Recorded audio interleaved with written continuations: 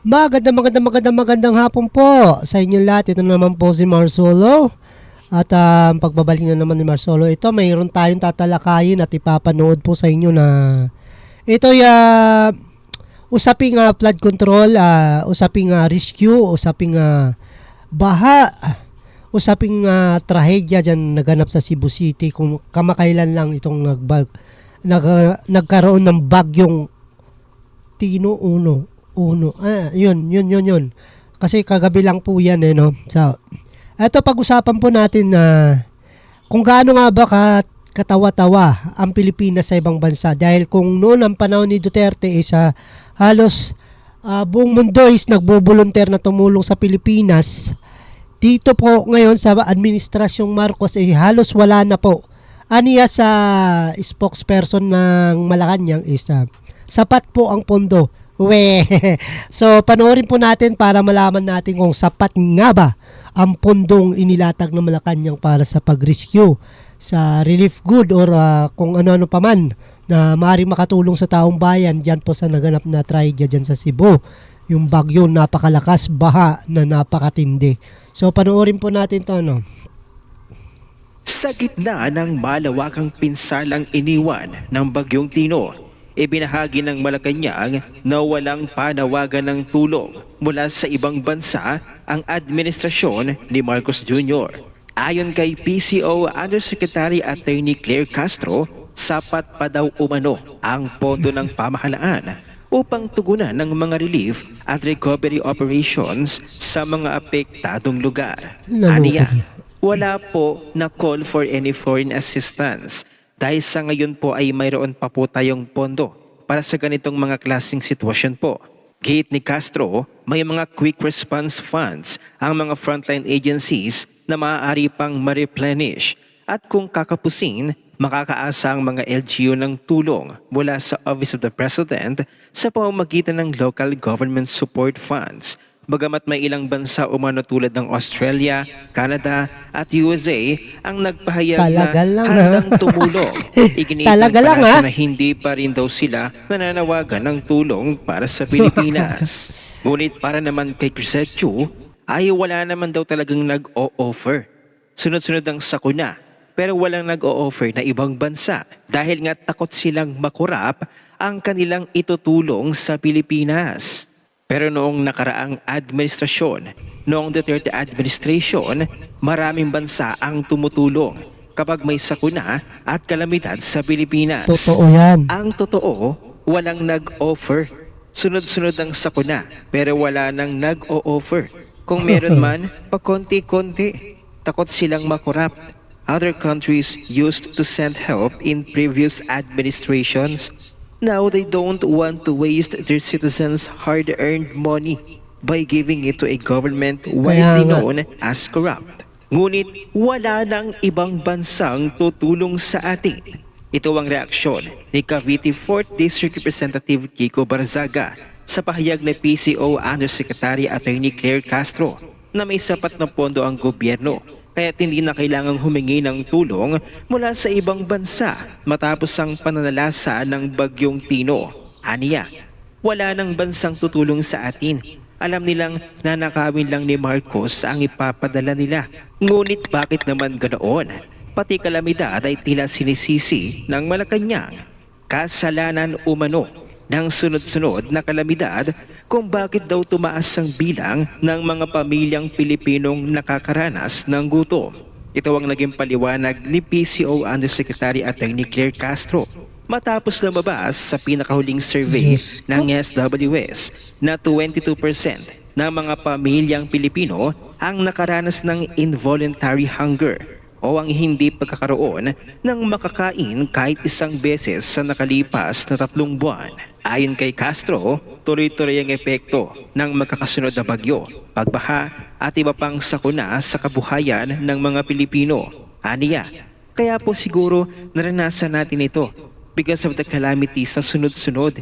Hindi po isa, sunod-sunod yung nararanasan natin. Batay sa datos, ang kasalukuyang 22% hunger rate ay pinakamataas sa loob ng 2 taon. Sa kabila nito, tiniyak ng palasyo na ginagawa daw ng gobyerno ang lahat upang mapagaan ang epekto ng mga kalamidad, kabilang na ang agarang pagbibigay ng ayuda at tulong sa mga pinakaapektadong pamilya. Ngunit para sa Diyos ilang ko. netizens, tila nagiging kasalanan ng kalamidad ang lahat. Kino-question kung sapat ba ang naging paghahanda ng gobyerno para Totoo maiwasan yan. ang gutom sa tuwing Lahat may kine-question kalamidad. talaga dahil, Samantalang mariing pinatikos ni Atty. Rowena lalo na Guanzon pag, ang involved mga dito, tiwaling opisyal na pera. sangkot sa Nako. mga ghost project sa flood control programs ng gobyerno. Mga proyektong dapat sana'y pumigil sa ganitong lawak ng pinsala. Aniya, hindi natin pwedeng palampasin ang mga animal na politiko na may kagagawa ng mga ghost project na flood control. Kung hindi ninyo lang sana binulsa halos lahat ng pondo, ay baka kahit papaano ay hindi naging ganito kalala ang nangyari. Dagdag pa niya, nakakadismaya raw na habang libo-libong Pilipino ang naghihirap at nilulubog sa baha, tila walang malasakit ang mga opisyal na patuloy na nabubuhay sa luho. Aniya, habang safe kayo sa mga magaganda ninyong bahay at nilalasa pang mararangyang buhay na galing sa nakaw, paano nyo nagagawang Nakakahiya. kumain ng masarap? Sa palagay ninyo ba mga kasweet, bakit nga ba walang mga bansang naglalakas loob na tumulong sa Pilipinas Nakakahiya. ngayong may kalamidad at sakuna?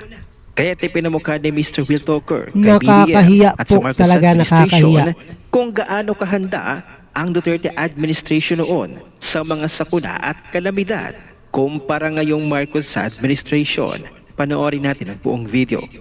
Tignan nyo mga Lods, paano mabilis at maayos rumisponde ang Duterte administrasyon pag may mga bagyo at sakuna. Nakakalat na ang mga tauhan ng Armed Forces of the Philippines Wow. Joint Task Force National Capital Region simula kaninang umaga para tumulong sa mga lokal na Pati pamahalaan AFP? sa ginagawang rescue operation sa mga Wow. binahang lugar gaya ng Marikina, Rodriguez o Montalban, Rizal at Caloocan. Sa inilabas na pahayag ni AFP Chief of Staff General Gilbert Gapay, bukod sa mga water search and rescue team, nag-deploy na rin See? sila ng mga rubber boats at Ganyan trucks. dapat. Naka-standby na din ani ang kanilang air asset na agad na i-deploy sa Marikina at Rizal pag medyo nabawasan ng malakas na hangin.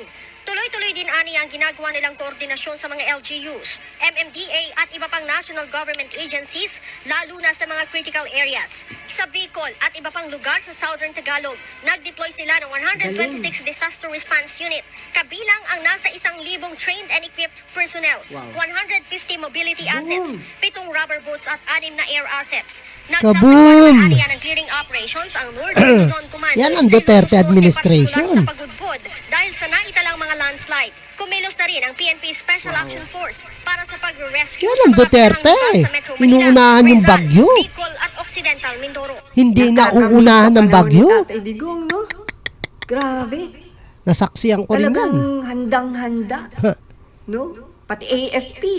Di ba? Dineploy, tumulong. Sana yung AFP ngayon, no? Saan yung AFP ngayon? Diyos ko. Ibang-iba talaga dati sa ngayon, no? Grabe talagang ready to rescue sa panahon ni Tatay Digong pag may sakuna at bagyo. Ngayon, may narinig ba kayong ready to rescue sila ngayon? May narinig ba kayong nag-deploy ng mga AFP at PNP para mag-rescue? Wala. Tama. Wala. Kasi busy sila sa pamamaletek-ka. Paano pag Marcos pabagsakin ang mga administration Duterte? busy. Diba? Mauubos lang ang pera nyo sa mga Duterte. Papabagsak sa mga Duterte.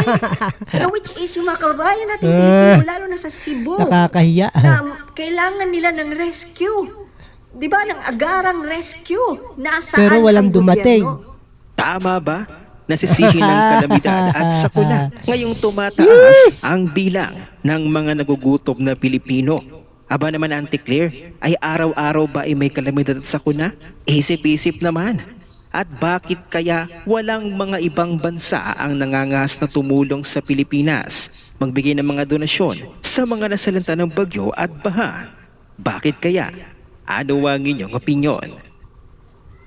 So ayan po mga kaibigan, no, napanood po natin itong isang video ng isang vlogger na kung saan pinapatungkulan po niya ang administrasyong Marcos na bakit nga ba talaga walang nagdo-donate o walang tulong galing ibang bansa, walang nagbo-volunteer na tumulong galing ibang bansa. Ayon po sa spokesperson nila yun, na si Claire Castro, no? Hindi natin kailangan, wow, pride. Dati, kahit malaki ang pondo ni Pangulong Duterte, kusang nagbo-volunteer po ang ibang bansa, ang buong mundo para mabigyan ng tulong ang mga na biktima ng sakuna dito sa Pilipinas. Ngayon po, ni isa po wala kang narinig. Dati nung panahon ni Duterte, inuunahan na nila ang bagyo. Ha? Inuunahan na nila ang bagyo. Na bago pa dumating ang bagyo, andun na sila nakahanda, yung mga EFP, PNP, yung mga sasakyan nila. Para nang sa ganun naman, pag dumating ang bagyo, is handa na po nila i-rescue ang mga taong bayan, no? Ngayon, nag-aantay, nanonood pa ng TV kung ano ba naman yan. Dati, ang panahon ni Duterte, ready to rescue. Ngayon, ang panahon ni Marcos, ready to evacuate. Woo! Hindi ko naman sa inaano yung taga Cebu, no? Talaga lang mabagal talaga ang gobyerno ng Marcos, no? Mabagal talaga ang gobyerno. Wala tayong makikita dyan pag ganun. Kaya sa mga taga Cebuano dyan, mga Bisaya, tulad ko na sana kayo na lang magtulong-tulong. Kung walang pagkain, kung meron man nakakasapat sa inyo dyan, magtulungan na lang po tayo. Huwag na tayo umasa sa gobyerno. Siguro sa ibang paraan pwede tayo umasa sa gobyerno, pero yung sabihin natin na malalasap natin yung katulad ng nalasap ninyo noong panahon ng Duterte, hindi nyo malalasap ngayon yan. 15,000 to 5,000? Saan ka pa? Woo! Ngayon, ang military noon nakahanda para mag-rescue. Ngayon, ang military ngayon, puro pagyayabang puro pagyayabang na kaya nila ang China, kaya nila makipagdigmaan kontra China. Sos Ginoo, ayan na nga naman ang sinasabi ng Marcos administration. Tapos todo pa nila pagmamalaki na baka daw hindi gumana ang flood control. Ikaw ba gagawa ng flood control na walang test? Ha? Ikaw ba gagawa ng flood control na walang test run man lang? Kahit mga ganun man lang, hindi gagana. So, yun po sabi ni Terry Kokay, baka daw hindi gumana ang flood control. Hindi gumana dahil nga wala naman talaga. Puro naman talaga ghost project kaya hindi gumana. Ayan po, mga kaibigan, kung sana po malagpasan po natin itong lahat ng trahedya na nangyayari sa buhay natin, no? Nangyayari sa Pilipino, no? Nangyayari lalo-lalo na dyan sa mga na biktima ng bagyo dyan sa Cebu, ng Lindol. Sana po malagpasan po ninyo. Dasal ko po, sana po is malagpasan po natin ang lahat ng ito. Wag na po tayong aasa na matutulad yung pag-rescue ng administrasyon Duterte na magagawa ng mga Marcos. Hindi po nila yan magagawa dahil advance po mag-isip. Ang pera po noon ay nasa gobyerno po, ang pera po noon pag oras ng kalamidad nasa mga tao. Ngayon po, ang pera po ngayon ay nasa ilang lang mga tao. Ha? Nako, Diyos ko po. Ay, mga sa bagay, yung mga crocs dyan, magaganda ang bahay niyan, magagandang Pag alam nilang updated po sila sa weather forecast, pag alam nilang malakas ang bagyo, lilipad na yan papunta sa ibang bansa. Sakay ng kanilang private jet. Ayan. So, tapos kung hindi naman sila, andyan lang po sila, nagkukulong sa kanilang mga mansion.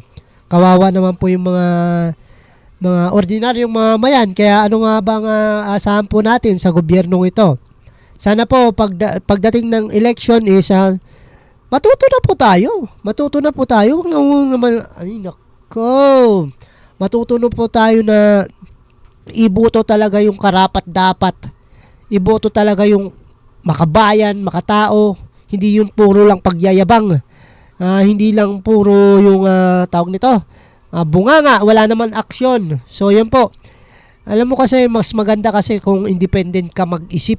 Hindi ka yung aasa mo na lang sa mga mga bubuyog sa paligid mo yung mga desisyon. Dapat kung anong mabuti yun ang isipin mo, hindi yung Diyos ko po. So ayan lamang po, magandang hapon po. Ito na naman po si Marsolot, nagbabalik po. At maraming salamat po sa mga nag-subscribe sa akin. Ay umabot na po tayo ng 1,012. Dati-rati po is nasa lang po tayo, 800. Maraming salamat po at sana po tuloy-tuloy po at malaking bagay po ito sa atin na balang araw pag tayo'y okay na is makakatulong na po tayo. Maraming salamat po. Ito na naman po si Marsolot, nagsasabing babujew.